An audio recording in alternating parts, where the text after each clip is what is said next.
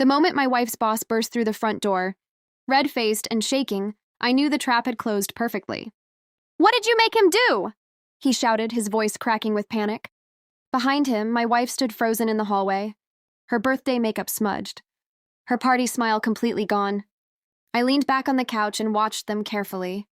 For months, I had been waiting for this exact moment. And now it was finally here. 3 hours earlier at the restaurant, she had raised her champagne glass and smiled at him like he was the center of her universe. "My most special guest tonight," she had said proudly. Not her husband. Him, her boss. The man I warned her about. The man she insisted was just a mentor. I had told her clearly 2 weeks ago. "If you invite him to your birthday," I said calmly, "I'm out." She laughed.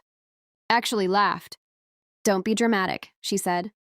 "He's important for my career." Career. That word had slowly replaced everything else in our marriage. But the truth is, our marriage didn't start this way. 7 years ago, when I first met her, she was working a small entry-level job at the company. She used to come home excited about everything. Every project. Every compliment from her manager. Every little win. Back then, she would collapse on the couch beside me and say, "One day I'll be running that place." I believed in her. I helped her study for promotions. I edited her reports. I even stayed up nights helping her prepare presentations. When she got promoted, we celebrated like we had won the lottery, because it felt like we had. But success changes people. And when her new boss arrived 2 years ago, something shifted. At first, it was small. Late meetings, unexpected work dinners, weekend strategy sessions. Then the messages started.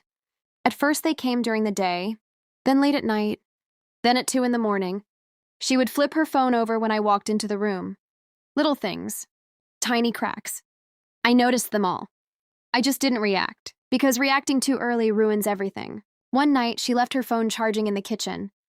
A message lit up the screen. "Still thinking about last night. You looked incredible." No work context. No explanation. Just that. My stomach dropped. But my face stayed calm, because that message wasn't heartbreak. It was confirmation. And confirmation meant the game could begin.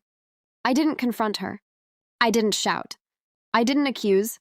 Instead, I started watching. Tracking. Learning. Turns out her boss wasn't just flirting. He was reckless. Using company funds for private meetings. Submitting inflated expense reports. Approving his own bonuses. And my wife? She signed several of those documents as a witness. Maybe she didn't even realize it. Maybe she trusted him blindly. Or maybe she thought the rules didn't apply to them. Either way, the paper trail was beautiful. Clean. Perfect. So I did what any patient man would do. I quietly packaged everything. Emails.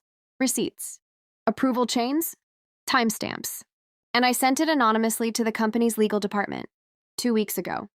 That's when my wife decided to invite him to her birthday party. And not just invite him, honor him. Right in front of me. My most special guest. I still remember the way he smiled when she said it. Arrogant. Untouchable. He thought he owned the room. He thought he owned her. What he didn't know was that at that exact moment, the company lawyers were already digging through his accounts. The clock was ticking. Now we were back home. And the man who once walked into every room like a king was standing in my living room, sweating through his expensive suit. "The company lawyers called me," he yelled. "They said there's an investigation, expense fraud, compliance violations." His eyes darted toward my wife.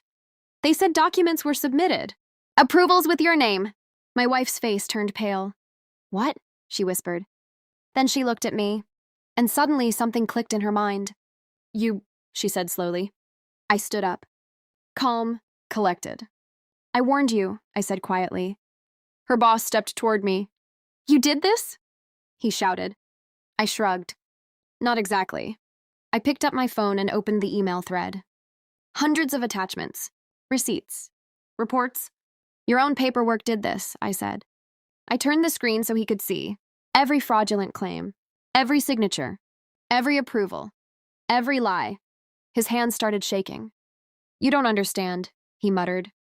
"Oh, I do," I said. "The company does too." My wife grabbed my arm. "Adil, tell me this isn't what I think it is." For a second, I almost felt sorry for her. Almost. But then I remembered the restaurant. The champagne toast. My most special guest. So I gently pulled my arm away. You chose him, I said.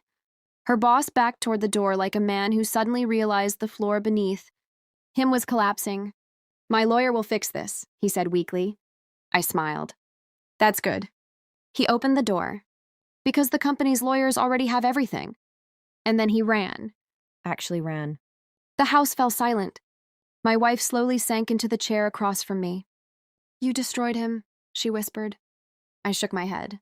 No. I grabbed my jacket from the couch. He destroyed himself. She looked up, tears finally forming.